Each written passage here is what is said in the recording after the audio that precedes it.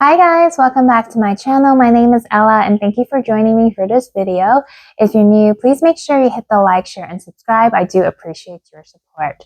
So hello everyone, I hope you're all doing well. Today I wanted to talk about What If Season 3, Episodes 7 and 8. So finally, we have reached the season finale of this series, and I must say, I think 7 and 8 were definitely one of the more stronger episodes throughout the series. Season 3, definitely in terms of the pacing, it was really different from season 1 and 2. I think with season 3, it took a while for everything to start of like speed up in a sense. I think end of episode 6 was pretty much like the climax part. And then you have 7 and 8, which was more of like the resolution. So with episode 7, we saw that basically Peggy, she went to go and look for Ultron to help her get into the fifth dimension to go and save the Watcher.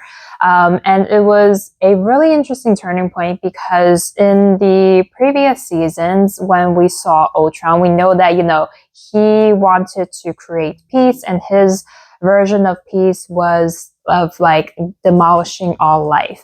And so we see in this timeline the consequence of his action, where he has demolished all life and it's just him alone in the universe, and he's actually rethinking. So it was interesting to see like that redemption arc. And then in episode 8, I would say was definitely when like the battle started to heat up. The battle sequence was done really nicely.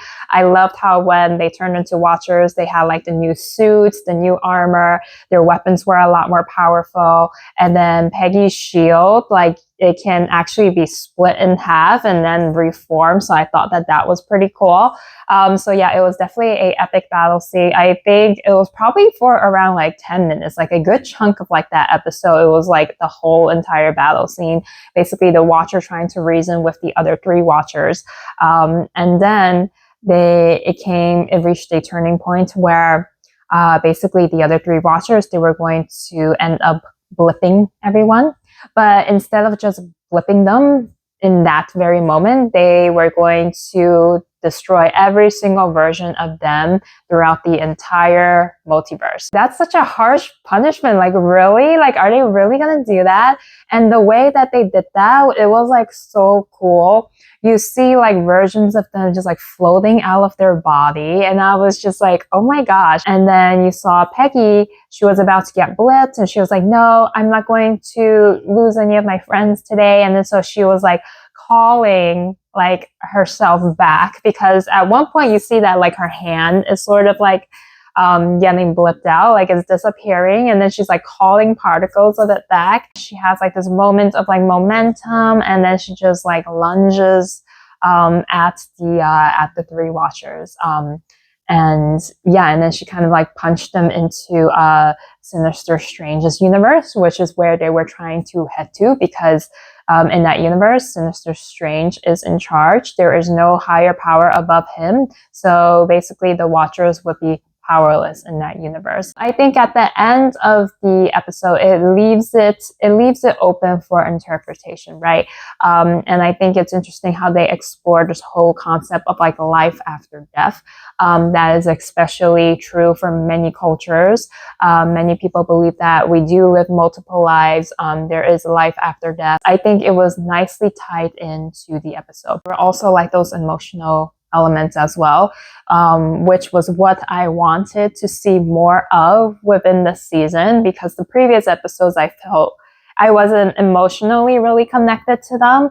But this one, it felt different. I'm okay with them, just stopping with this season and not going any further. With What If, as I mentioned, it feels more of like Marvel's experimental project for the writers and storytellers to kind of to play out different scenarios, things that maybe they could have done in the MCU, but they didn't do, or what if they do this differently, and things of that sort.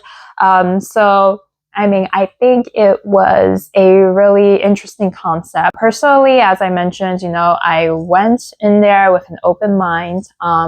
you know, explored all seasons. And I was like, you know what? I think it's where we are now is a good stopping point. So let me know what you guys think. And I will see you in the next video. Take care.